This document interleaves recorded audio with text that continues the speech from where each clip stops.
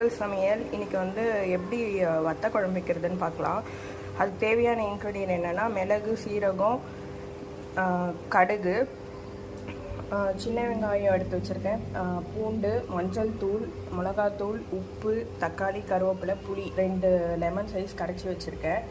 இது வந்து நீங்கள் வீட்டில் நீங்களே ட்ரை பண்ணுறது இருந்தாலும் ஓகே தான். நீங்கள் ட்ரை பண்ணி பாருங்கள் இந்த ரெசிபியை பார்த்து.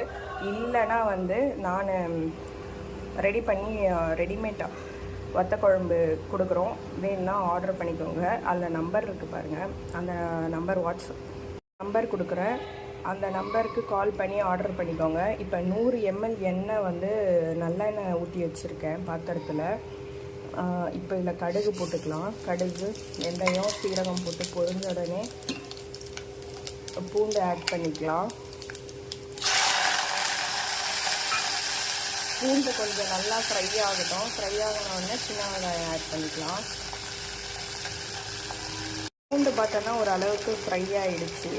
இப்போ சின்ன வெங்காயம் சேர்த்துக்கலாம். சின்ன வெங்காயம் வந்து கொஞ்சம் ஓரளவுக்கு வதங்கினதுக்கு நான் காமிக்கிறேன் எப்போ தக்காளி ஆட் பண்ணணும்னு சொல்லிட்டு. இப்போ கொஞ்சம் எடுத்து வச்ச 2 ஸ்பூன் கல் உப்பு, தக்காளி, கருவேப்பிலை வந்து ஆட் பண்ணிட்டேன். இப்போ இதை நல்லா மிக்ஸ் பண்ணி விட்டுப்போம்.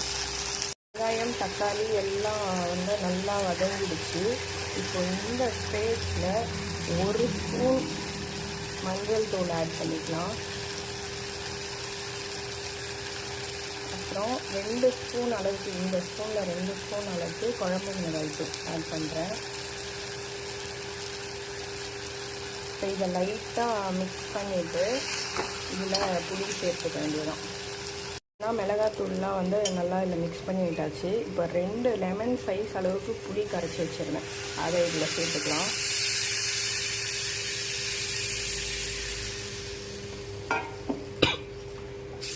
இப்போது இதை வந்து அப்படியே க்ளோஸ் பண்ணி ஒரு 10 நிமிஷம் அப்படியே மூடி வச்சுருவோம்.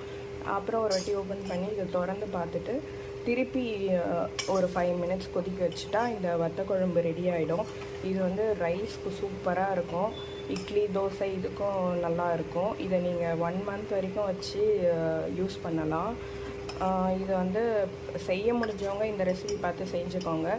பண்ண முடியாதுன்னு நினைக்கிறவங்க வாட்ஸ்அப் நம்பர் கொடுக்குறேன், அந்த நம்பர் கால் பண்ணி ஆர்டர் பண்ணிக்கோங்க.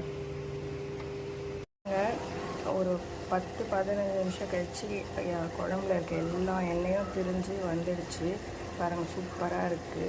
இது வந்து ரைஸ் கூடயோ தோசை கூடயோ இன்ஸ்டண்ட்டாக ஒரு இட்லி கூடயோ வச்சு சாப்பிடலாம், சூப்பராக இருக்கும். உங்களுக்கும் இது தேவைப்பட்டுச்சுன்னா ஸ்க்ரீனில் வாட்ஸ்அப் நம்பர் கொடுக்குறேன், அதை பார்த்து ஆர்டர் பண்ணிக்கோங்க.